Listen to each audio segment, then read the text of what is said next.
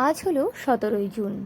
সকালটা এরকম এলোমেলো অগোছালো শুরু হলেও শেষটা কিন্তু খুব সুন্দরভাবে কেটেছিল। তো সকাল সকাল চলে এসেছি রান্নাঘরে। তোমরা কিন্তু দেখে ভেবো না রান্নাঘরটা অন্ধকার কেন, কারণ এই যে আমাদের সকালে এতটাই রোদ চলে আসে, তো আমি বাধ্য হয়ে জানালাটা বন্ধ করেছি। একদম মুখের মধ্যে ডাইরেক্ট রোদটা চলে আসে, তার জন্য বাধ্য হয়ে এই গরমের সময় বন্ধ করতেই হয়। আজকে হবে ধোকার তরকারি, তাই এগুলো ভেজে নিচ্ছি।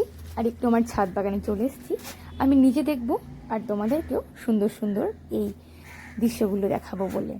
আর দেখো এই ক্রোটন গাছটাকে এই ক্রোটন গাছটা থেকে আমি আর একটা চারা বানিয়েছি।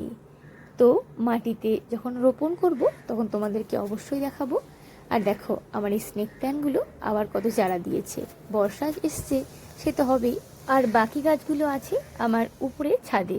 তো চলো পরে অবশ্যই দেখাবো।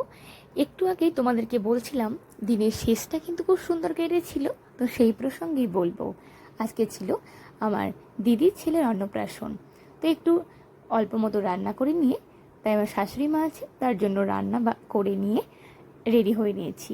এতটাই গরম ছিল তাই এখানে নর্মাল একটা ড্রেস পরে বেরিয়ে পড়েছি। তারপর ওখানে গিয়ে কী করব না করব সবটাই তোমাদের সঙ্গে শেয়ার করে নেব। চলো তাহলে।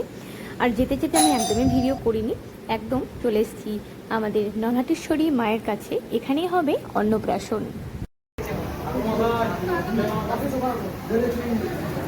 ওই যে ওই নিচে হচ্ছে একদম অন্নপ্রাশন, নান্নিমুখ হচ্ছে ওখানে। তো তোমাদেরকে গিয়ে একটু পরে দেখাবো। তো চলো এখন একটু মাকে দর্শন করে নাও তোমরা সবাই মিলে।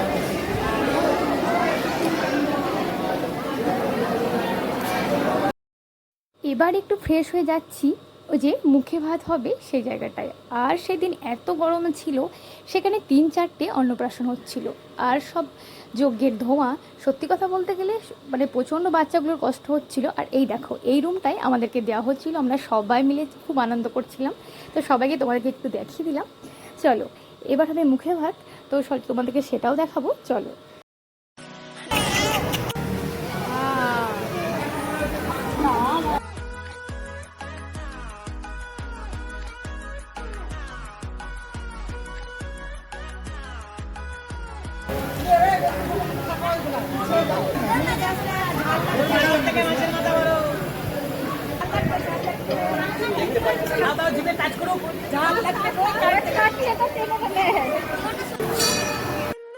তো তারপর মুখে ভাতের পর আমরা বসে গেছিলাম খাওয়া দাওয়া করতে। তো তোমাদের জন্য একটু ভিডিও ক্লিপ নিয়েই নিয়েছি।